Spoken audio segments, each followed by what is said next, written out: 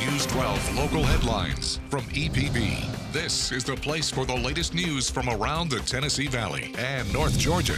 Hello everybody, it's me, Andrew Harrison. Here's a look at what's making headlines for you right now.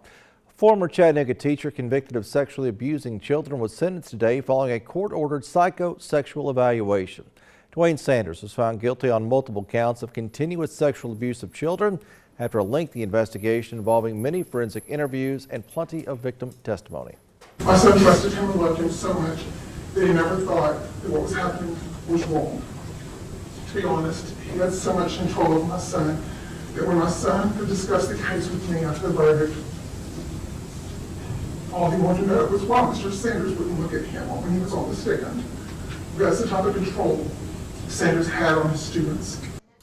Judge Barry Steelman sentenced Sanders to 60 years in prison with no parole eligibility, lifetime sex offender registration, and lifetime community supervision if he ever does get out, and he probably won't.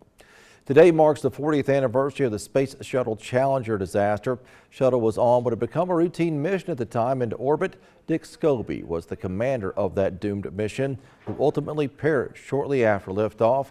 He and other crew members were awarded the Congressional Space Medal of Honor. June Scobie Rogers is his widow, and she is the founder of the Challenger Center at UTC. They were taking a risk, and I've often said the greatest risk in any venture is to take no risk, because then you don't grow, you don't advance, you don't make a difference. Dick Scobie's Space Medal of Honor is on display at the National Medal of Honor Heritage Center right here in Chattanooga. I do thank you for joining us for your News 12 headlines. We'll be back in a mere 60 seconds.